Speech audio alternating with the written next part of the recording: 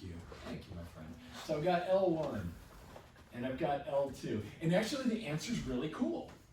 So let's talk about what we're saying.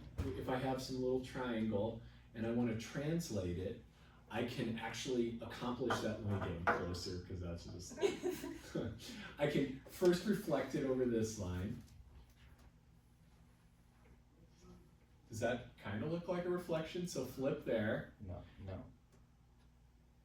It doesn't? It doesn't look like a reflection? No, I got it now. Okay. I see it. Here, let me make it look. Yeah. There, it looks get a little. That actually did help help a lot. What's that? That actually helped a lot. I thought so. It's kind of good, doesn't it? Yeah, like a distinguishing feature. And then I flip this over this, and what I get is the original back. See how it preserved the orientation and everything. It didn't rotate it, it didn't do anything. If I was sticking with just one, it would totally change the orientation and not be a translation. So Alex had asked, how far is this? How far did it actually translate? And it depends on how far the lines are apart. So let's do the math on this. So let's say that they are D apart, and I'm measuring with a perpendicular to both, as one would, I guess. So let's come here. So we got L1, L2, and then here's D units. So let's say that here's my first point, and I'm going to do that, and I'm going to reflect that over. Well, if its original distance from L1 is, let's just call that X, and I flip it over here, so here's P prime. What's this distance right here? Well, X. That's also. X as well, right? And now I'm going to flip that over this. And that's again another perpendicular, reflection like that. What's this distance here? 2x. D minus X. D minus D X, minus right? It's the whole distance minus that little chunk right there. And so what's this distance then? D minus X. Is that sounding? Yeah? So let's add up the distances. So P moved X plus D minus X plus D minus X. What's that add up to? 2D.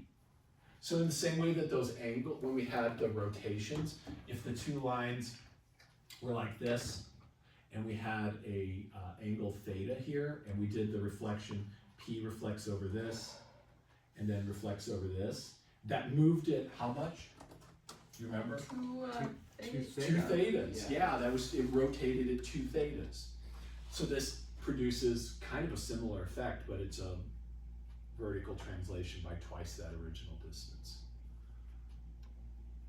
I got another one. So that was great. I'm glad you said that, because I was like, hey, we forgot to talk about one more. So here we can translate with reflections. We can rotate with reflections. We need one more thing, and it's scaling with reflections. And so that is actually pretty cool. What we can do is take 2 circles. So let's say I take 2 concentric circles. Here's C1 that has radius R1, and then I take another circle, and these are at the origin, I guess, obviously. And this is C2, and it has R2, radius 2. If I do a reflection over the circle, like we talked about last week, and I'll refresh your memory on that. But if I reflect over this one and then over this one, I actually get a scaling of the plane, which is kind of cool. So let's prove that for ourselves. So let RC of Z equal reflection. Oh, and I haven't given you this formula yet. Reflection over a circle C, and let's say that it has radius R and center Z naught. And I think, Alex, you even made some comment after you were like, man, that must not work with arbitrary circles, or you said you were like wondering how it worked with arbitrary circles. So the way it works, and let's draw our little circle buddy out. There's Z naught, there's circle radius, there's C. And I'm going to take a point inside here, Z, and I'm going to basically turn this circle inside out.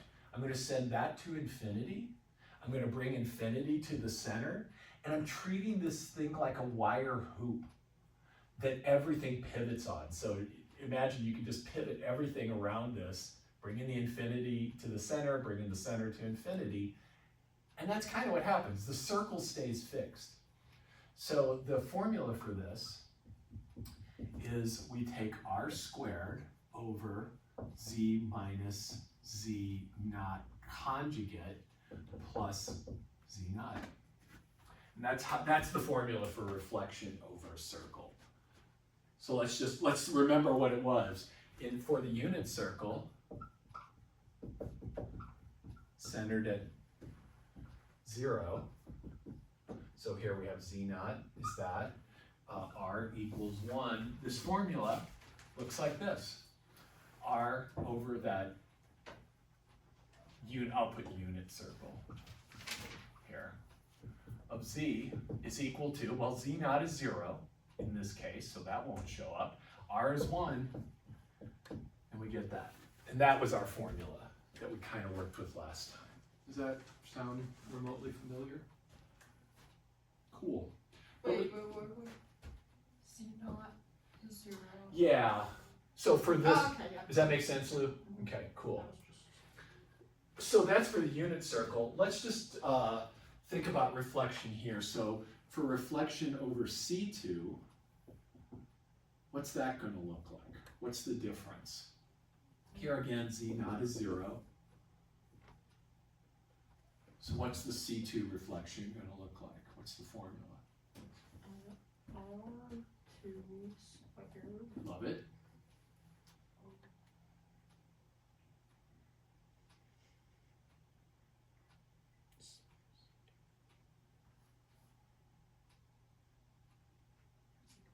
Yep.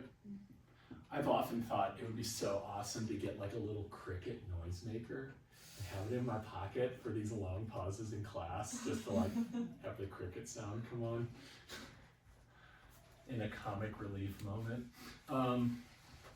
Okay, so that's that one. And then this guy here for reflection around that, it's just going to be the same thing except for a different radius. So let's compose those two, and I kind of want to let you do this. So what I'm saying is that if I reflect over one, then the other, I actually get a scaling. So what I'm asking you to do, and you can do it in either order, but why not just, let's do C1 first. So I'm asking what this is. So this says do the, bless you. Thank you. Remember how composition eats, this goes first and then this consumes that. So in other words, it's this. Can you please crank that out? What do you get? And like, how do the radii play into the scaling?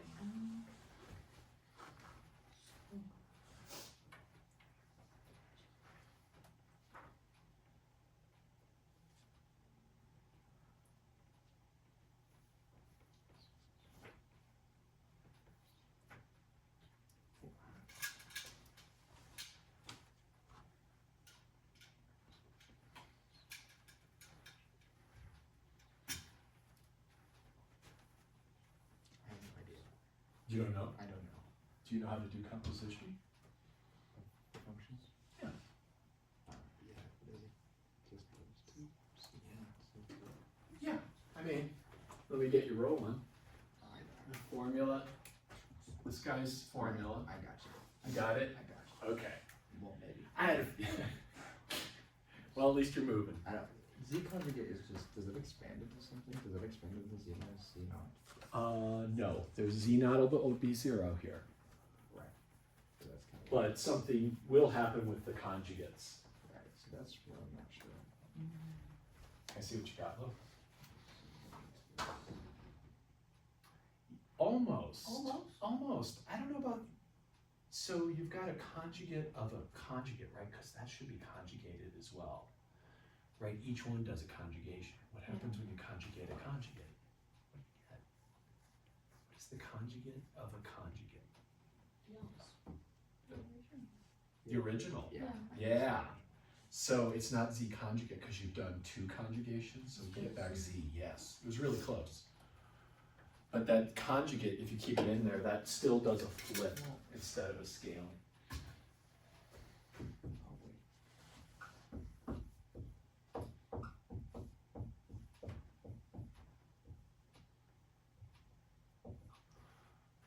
And then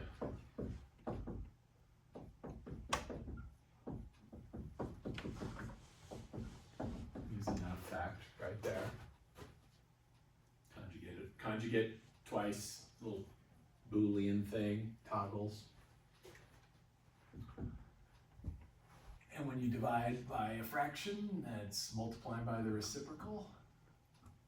And you just end up with that.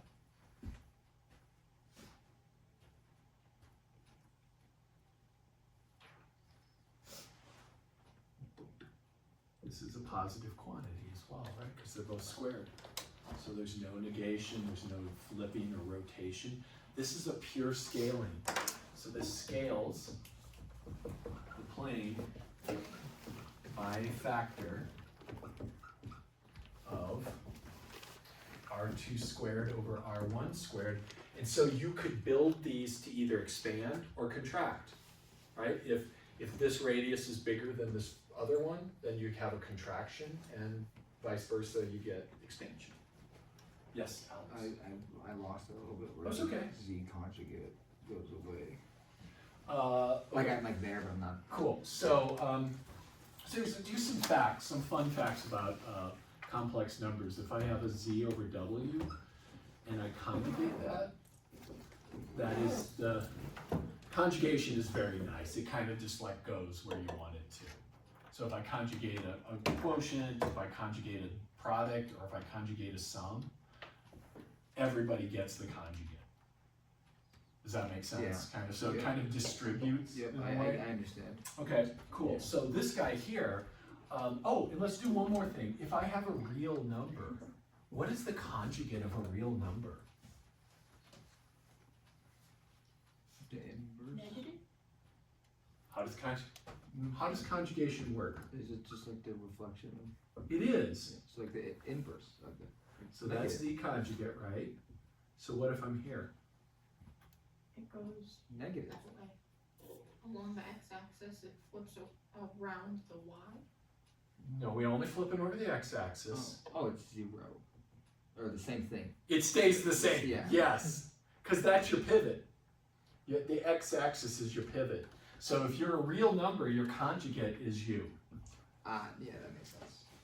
So now when I take this thing here, Alex, this is going to be r2 squared over, I got the conjugate of a ratio, so I can leave the top, that's real. Well, then you conjugate the conjugate. Yes, yes. And so I got z conjugate conjugate, Yeah. and then that just comes up as a z. Does that make Yeah, sense? I see it. Awesome. Yeah, I didn't even really see the conjugate under That's the. okay. But I did, yeah. Awesome. Cool. Abraham, Phil, okay? Yeah. Everybody good? Nice. So with reflections, we can stretch, rotate, and translate. All the good stuff anyone would ever want to do. Naturally. What's that? Naturally. Naturally. So let's take a look at a cool result. That every Mobius transformation is just a composition of these basic reflections. So we have a theorem. It says this. Let me just make sure I got the verbiage right. A transformation, and I'm not even saying Mobius yet, transformation that takes the extended complex plane to the extended complex plane, remember that's just C with infinity tossed in, is a Mobius transformation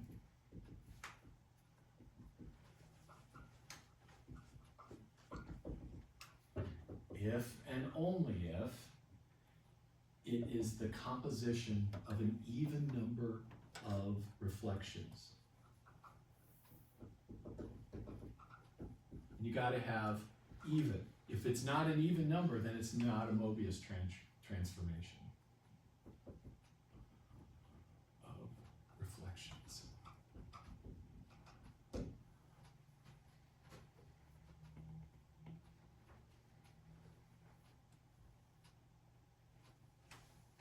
we'll do a proof. This is a cool, fun proof, not a brutal proof. What does if and only if mean? Just like logic and proof, friends? Both ways. Both ways. That if this is true, if you have a transformation that's an even number of reflections, it's a Mobius transformation. If it's a Mobius transformation, it's an even number of reflections in the net. So proof, first off, recall,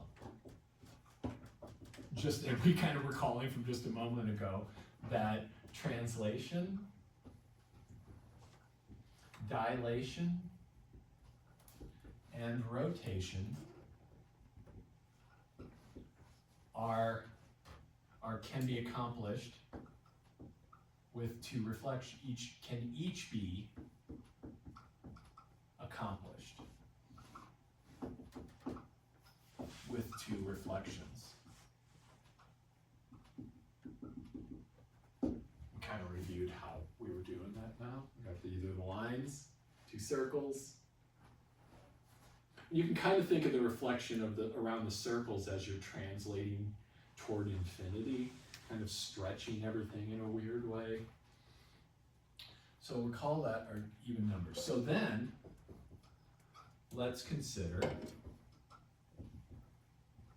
T of Z equals AZ plus B or CZ plus D.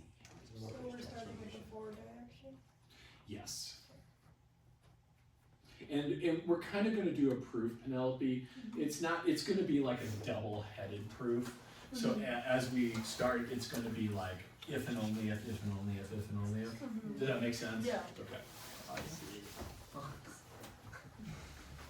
Yeah, we're not going to go through the pain of two proofs. No, and then you can show it backwards. Exactly, exactly. So every implication here will be a double-headed arrow, an if and only if. The proof is trivial. The proof is trivial, and then we better put this AD minus BC is not 0, right? Because that's also part of being a Mobius transformation. I don't know if that'll play into the proof now that I think of it, but we'll just write them out. So let's look at a special case. So special case, it makes life easy. Special case is where C equals 0 and D equals 1, and we've got T of Z just looks like this. Can you tell me why that simple linear transformation can be thought of as a composition of reflections? How do we get it? What does this do? You kind of did this. You did this on your first assignment, right? You took one of these and you're like, oh, here's what it does to the plane. How did you do that? Let me help you remember. You can write, because I know you did this. You could take that A, bless you, turn it into this, right? Plus B. What is this doing? Just this E part. What does that do? Multiplication by E to the I theta. That's my rotation. Yeah, that's rotation by theta. What does this R times it do? How large of a rotation? Scale. Yeah, it's the scaling, right? It's stretching. So that's stretching. So this is scale. Dilate.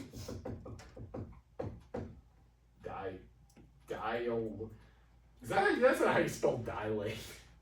Dial, like watch Is it? dial. Yeah. It's D-I-A-L. Dilate. Dilate. Thank you. Okay. Dilate. Like a dial, Oh, like a watch dial. Or is it just dilate? yeah, that makes it make even less sense. But it could be dilate. No, it's not that for sure. It's scale. There we go. Stretch. Universal. And then what does this plus B do? It's the shifting. Yep. Which direction? Translation. Left, right. We can scale with reflections over two circles. So this is two reflections over concentric circles. This one is two reflections over intersecting lines. That's how we rotate. And then this one here is two reflections over parallel lines, which we just saw. So translation can be done with bloop, bloop. Rotation can be done if the lines intersect.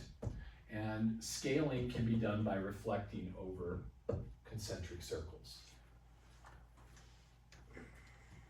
And each of those requires two reflections. So this has how many total reflections in it?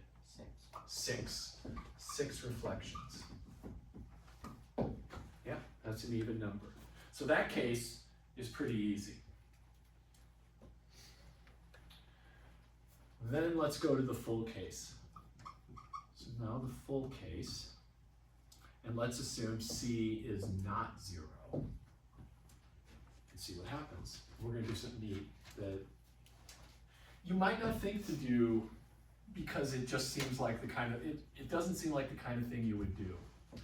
But we have T of Z equals AC plus B over CZ plus D. I'm gonna actually do the division. So you might be thinking, how can we do the division? Isn't it divided? But I can do long division with this because C is not 0. So let's do long division. You can get a lot of cool results with long division.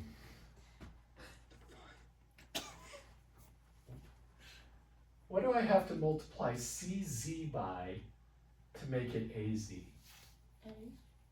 A over C, right? So if I multiply A over C, so let's write that out. A over C times CZ plus D equals AZ plus DA over C. So a little scratch work there, so check that out. Mm-hmm. Yeah, but now I match that. So I'm gonna multiply this thing by A over C, and then I get that sucker over there. So it's AZ plus DA over C, and I subtract. Cancel. B minus DA over C. Oh, now I'm remembering where that condition comes in. So this is my remainder because I've got a Z here, there's no Z here, I can't divide any further. So this is my remainder. And what I can write then is that this is AZ, A over C, plus the remainder over this. And if that doesn't make sense, I'm happy to explain that, because you probably haven't seen long division in a long time. Do you do it in algebra? No. Yes. You do it? Yes, you do. They got a different algebra class with Dr. We just did Patton. it with polynomials. Okay. What are you taking right now? Abstract algebra 2. Do we have to do it in the first one? No. Cool. No. Only Why once is you that get the defined if you can polynomial take the fields. class, Marissa, if you can do long division? A. I don't have to take So the this second makes one. sense to you. Yeah. Honestly, it's You're valid. using the division Honestly, algorithm. valid. I'm using the division algorithm, yes ma'am. Lovely. Is that making sense? Or do you want me to like do an example to remind you how long division works? And I'm not trying to be No, that's- petty or passive aggressive. Claro. Perfect. We're good? Okay. Claro? Claro. What? Claro. Is that what you said? Yeah. Like the RS. Yeah, that's why I'm like, isn't there an artist named Claro? Claro. Okay, I'll see. You gotta roll it really like. I Englished it though. That's what I thought. Yeah. Is it? Oh. So T of Z is A over C plus, let's simplify this quantity here. So if I add these two together, what do these fractions combine to be? B. Oh. Wait. With that? What do you mean? Those two. Or Well- with AC? So we've got, so what do we got? A What? plus minus DA for C. Yeah, so I gotta get a common denominator, right? So multiply this by C over, yeah. So I get CB minus AD over C, right? Yeah. Do you remember that condition that we had for it had to be a Mobius transformation that was AD minus BC is not 0? Yeah. So because it's a Mobius transformation, this is non-zero. Because AD minus BC was assumed not to be 0.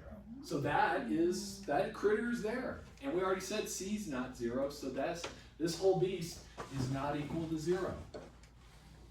So when I put it up here, and I'm just gonna kind of put it in front here, I'm gonna say BC minus AD over C, that's a constant. And then that is times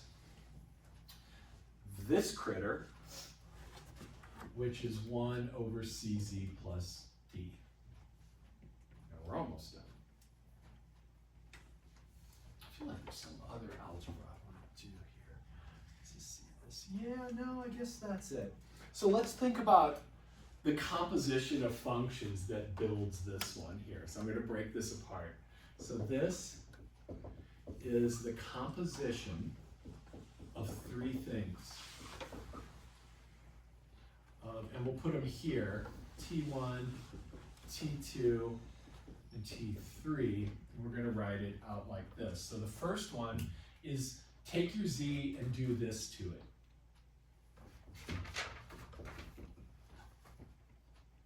That's the first thing. If I gave you a Z, that would be the first thing you'd compute here. Does that make sense? When you're feeding in values, you would figure out what, there's no other Z's. So you put it here, you figure that out. Then what do you do? Take the inverse. Yeah, take the reciprocal, right? Yeah, exactly. So then take 1 over that. Now wait a minute. That is not a reflection because there's no 1 over Z is not a reflection, but 1 over Z conjugate is. So this is equal to 1 over Z conjugate conjugate. Now let me explain why I wrote that. And first off, tell me if you believe me. Make sure you see it. Yes. Yeah, because the conjugates undo each other, right? So the reason we did that is because 1 over Z conjugate is reflection over the unit circle. Reflect over unit circle. What is just conjugation on its own? A reflection. It is a reflection over the x-axis. So that's how you reflect over the x-axis. Equals reflect over x-axis. So this thing, this 1 over Z, is actually reflection over a circle and reflection over a line. A climb. It's like a climb, but it's two different ones, but still. Reflect over circle, then reflect over line, you get 1 over Z. So this is 2 reflections. This, we already proved. This is that case we had over there. This is a linear transformation. This is 6 reflections. We did that over there, right? Because that's just the good old linear transformation. Scale and shift, and maybe a rotate. And then T3 is just, right now, oh, there might be one more. Now we gotta multiply by this dude. So at this point, I'm here. I've got this critter. That and that. Minus AD. So I'm gonna put K, this should, jeez, why am I putting X's there? Get a life. So this K is this beast here, BC minus AD over C. That's the scale. And there actually is one more. And then T4 is add on this critter. So T4 of Z is take your Z and add on A over C, which is defined because C is not 0. So this thing here can be written as T4 eats T3 eats T2 eats T1 of Z.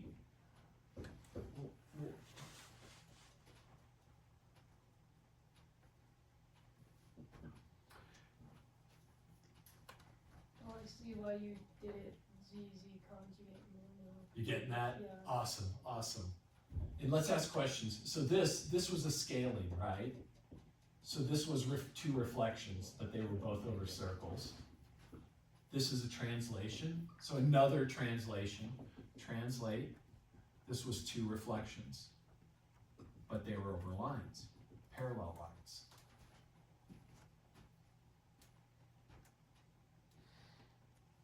Wait, can you just, Mm-hmm. okay, so Yes. 6, 2, 2, 2, 2, and 2. 2.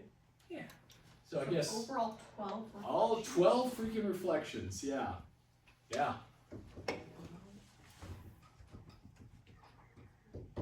That's a lot of reflections. Yes, sir. Oh, no, that wasn't. Oh, okay, you just stretching. I was just. I was speaking with my hands, but my hand was above my head. So it went like. Just doing that. Just Oh like yeah, this is like I'm just a position. I don't know. just testing your reflexes. Yeah, Getting that. getting them going. Does your doctor do that to you? Like tap your. Oh, yeah. I kind of love that. That's always cool to What's see that? that. The hammer? The hammer. Just like watching it go. You're like, I'm not gonna do it. I won't let it happen, but you can't stop it.